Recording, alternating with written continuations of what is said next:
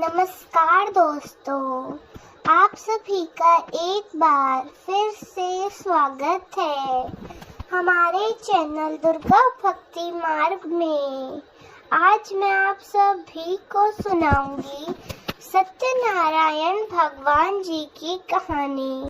एक बार नैमिषारण्य में तपस्या करते हुए शौनक आदि 88,000 ऋषियों ने श्री सूत जी से पूछा कि जिसके करने से मनुष्य मनोवांछित फल प्राप्त कर सकता है, ऐसा व्रत या तप कौन सा है।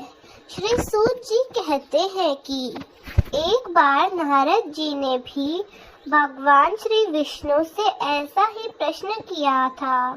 तब श्री विष्णु भगवान ने उनके सामने जिस व्रत का वर्णन किया था वही मैं आपसे कहता हूँ।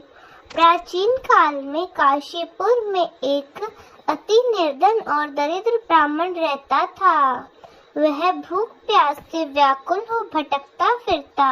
एक दिन उसकी दशा से व्यथित होकर भगवान विष्णु ने बूढ़े ब्राह्मण के रूप में प्रकट होकर उस ब्राह्मण को सत्यनारायण भगवान व्रत का विस्तार पूर्वक विधान बतलाया और अंतर ध्यान हो गए। ब्राह्मण अपने मन में श्री सत्यनारायण व्रत को करने का निश्चय करके घर लौट आया और इससे चिंता में इसे रात भर नींद नहीं आई। सवेरा होते ही वह ब्राह्मण भगवान के व्रत का संकल्प करके भिक्षा मांगने चला गया। उस दिन उसे थोड़े ही परिश्रम में प्रतिबंधित में प्राप्त हुआ और सायंकाल घर पहुंचकर उसने बड़ी श्रद्धा के साथ श्री सत्यनारायण भगवान का विधि पूर्वक पूजन किया। भगवान सत्यदेव की कृपा से थोड़े ही दिनों में वह महान हो गया। अब वह जब तक जीवित रहे तब तक हर महीने श्री सत्यनारायण भगवान का व्रत और पूजन करता रहा और विष्णु लोक को प्राप्त हुआ। तो सूत जी पुनः बोले, एक दिन वह ब्राह्मण अपने बंधु बांधवों के साथ बैठकर ध्यान मग्न होकर श्री सत्यनारायण जी की कथा सुन रहे थे। तभी भूख प्यास से व्याकुल एक लकड़हारा वहां जा पहुंचा। वह भी प्यास से व्याकुल कथा सुनने को बैठ गया और वह प्रसाद ग्रहण करने लगा। और फिर उसने ब्राह्मण से इस कथा के बारे में पूछा और ब्राह्मण ने बताया कि यह सत्यनारायण भगवान का व्रत है। यह व्रत मनोवांछित फल देने वाला है। इस व्रत के प्रभाव से मुझे यह सब वैभव प्राप्त हुआ है। यह सुनकर वह बहुत खुश हुआ और मन में ही श्री सत्यनारायण भगवान का व्रत और पूजन करने का निश्चय करता हुआ लकड़ी बेचने के लिए बाजार की ओर चल पड़ा। लकड़हारे को लकड़ी का दुगना दाम मिला। उन्हें पैसों से नियुक्त उसने केले, दूध, दही आदि सभी को पूजन की सामग्री खरीद ली और घर चला गया। घर पहुंचकर उसने अपने परिवार और पड़ोसियों को बुलाकर विधि पूर्वक भगवान सत्यनारायण का व्रत पूजन बड़ी श्रद्धा से किया। थोड़े ही समय में वह धन संपन्न हो गया। सूत जी फिर बोले, प्राचीन काल में एक राजा था। उसका नाम उल्कामुख था। वे और उसकी रानी बड़े ही धर्मिष्ठ थे। एक दिन राजा रानी भद्रशिला नदी के किनारे भगवान सत्यनारायण की कथा सुन रहे थे कि एक बनिया भी वहां आ पहुंचा। उसने रत्नों से भरी अपनी नौका को एक किनारे पर लगाया और स्वयं भी पूजा की जगह पर बैठ गया। वहाँ का चमत्कार देख उसने इसके बारे में राजा से पूछा। राजा ने बताया कि हम भगवान विष्णु यानी भगवान सत्यनारायण का पूजन कर रहे हैं। यह सभी मनोकामनाएं पूर्ण करने वाला व्रत है। राजा के वचन सुन और प्रसाद ग्रहण कर बनिया अपने घर चला गया। घर पहुंचकर उसने अपनी पत्नी को व्रत के बारे में बताया और संकल्प किया कि मैं भी संतान होने पर यह व्रत अवश्य करूंगा। उसकी पत्नी का नाम लीलावती था। सत्यदेव की कृपा से लीलावती कुछ ही दिनों में गर्भवती हो गई। 9वें महीने पूरे होने पर उसने एक कन्या को जन्म दिया। उसका नाम कलावती रखा गया।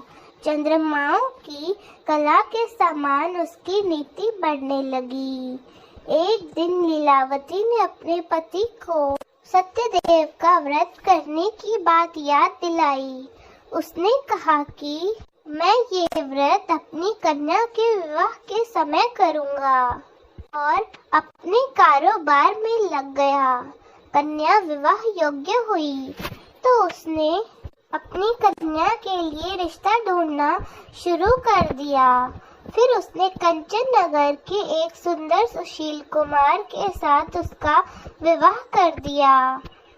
फिर भी उस बनिए ने सत्यनारायण भगवान का व्रत नहीं किया। इससे श्री सत्यनारायण भगवान अप्रसन्न हो गए। कुछ दिनों बाद बनिया अपने दामाद को साथ लेकर समुद्र के किनारे रघु चौकपुर में व्यापार करने लगा। एक दिन उस नगर के राजा चंद्रकेतु का खजाना चोरों ने चुरा लिया। राजा के सिपाही उन चोरों का पीछा कर रहे थे। चोरों ने जब देखा कि अब इन सैनिकों से बचना कठिन है, तो उन्होंने जो भी धन चुराया था वह उस जगह पर रख दिया जहां वह बनिया और उसके दामाद ठहरे हुए थे। उसके बाद घूमते घूमते सिपाही उसी जगह पहुंच गए और उन दोनों को चोर समझकर पकड़ लिया। राजा ने दोनों को जेल में डालने का आदेश दिया और उनका धन राजकोष में जमा करवा दिया। सत्यदेव के कोप से लीलावती और कलावती भी बड़े दुख से जीवन व्यतीत कर रही थी। कलावती भूख प्यास से व्याकुल होकर एक मंदिर में चली गई। वहां पर भगवान सत्यनारायण की कथा हो रही थी। उसने कथा सुनी, प्रसाद ग्रहण किया और रात होने पर घर पहुंची। माँ ने देरी का कारण पूछा तो उसने कहा कि माँ, मैंने मंदिर में सत्यनारायण भगवान का व्रत होते देखा है। अब मैं भी इस व्रत को करूंगी। मैंने इस व्रत को करने का निश्चय किया है। उसके बाद उन्होंने अपने बंधु बांधवों को बुलाकर श्रद्धा पूर्वक कथा सुनी और विनम्र भाव से आर्तिक होकर प्रार्थना की कि मेरे पति ने संकल्प करके जो आपका व्रत नहीं किया, वो व्रत आज मैं करती हूँ। कृपा करके उनका अपराध क्षमा करो।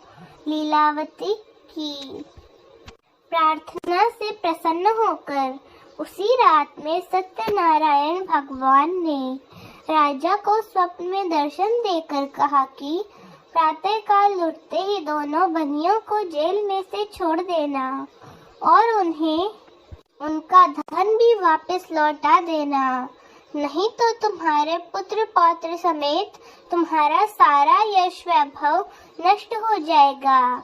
इतना कहकर भगवान सत्यनारायण अंतर्ध्यान हो गए। राजा ने सवेरे होते ही दोनों बंधकों को मुक्त किया और जितना धन वे लाए थे उसका दुगना उन्हें लौटाया और बहुत सम्मान पूर्वक उन्हें विदा किया। दोनों का मन आनंदित हो गया। वे अपनी नौका लेकर अपने घर चल पड़े तो भगवान श्री सत्यनारायण सन्यासी के वेश में उनके समीप गए और बोले कि तुम्हारी नौका में क्या है? बनिए ने हंसते हुए कहा कि मेरी नौका में तो फूल पत्तों के अतिरिक्त कुछ भी नहीं है। उसके बाद सन्यासी वेशधारी भगवान ने कहा कि तुम्हारा वचन सत्य हो। सन्यासी के चले जाने पर बनिए ने देखा कि नौका तो हल्की हो गई है। उसे बड़ा कौतूहल हुआ और देखा कि उसकी नौका में तो फूल पत्ते थे, परंतु यह देखकर वह बेहोश हो गया। उसके बाद जब उसे होश आया तो उसका दामाद बोला कि ऐसे काम नहीं चलेगा, हमें उन बाबा के पास जाना चाहिए, यह उन्हीं की करामात से है, हमें चलकर उनसे प्रार्थना करनी चाहिए। अब वे दोनों बनिए स्वामी के पास पहुँचे और उनके चरणों में गिर पड़े और बार बार उनसे क्षमा मांगने लगे। उनकी मिन्नतें देखकर भगवान प्रसन्न होकर उन्हें इच्छित वरदान दिया और स्वयं भी उस जगह से अंतर्ध्यान हो गए। बनिए ने अपनी नौका के पास जाकर देखा तो वह धन रत्नों से भरपूर थी। तब उन्होंने सत्यदेव भगवान का पूजन किया और कथा सुनी और वे घर की ओर चल दिए। अपने नगर के समीप पहुंचकर लीलावती के पास अपने आने का समाचार दिया।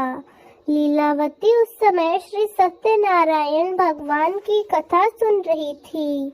उसने अपने पुत्री से कहा कि तुम्हारे पति और पिता आ गए हैं, मैं उनके स्वागत के लिए चलती हूँ। कलावती प्रसन्नता के कारण प्रसाद लेना भूल गई और तुरंत नदी के तट पर पहुँची।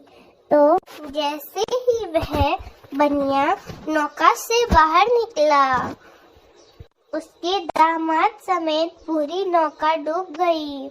यह देखकर कलावती छाती पीटकर रोने लगी और लीलावती भी दामाद शोक में विलाप करने लगी।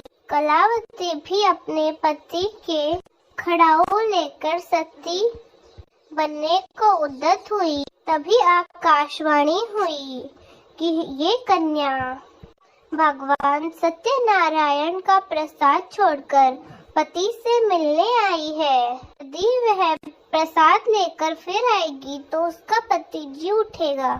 यह सुन कलावती भी घर की ओर दौड़ी चली गई।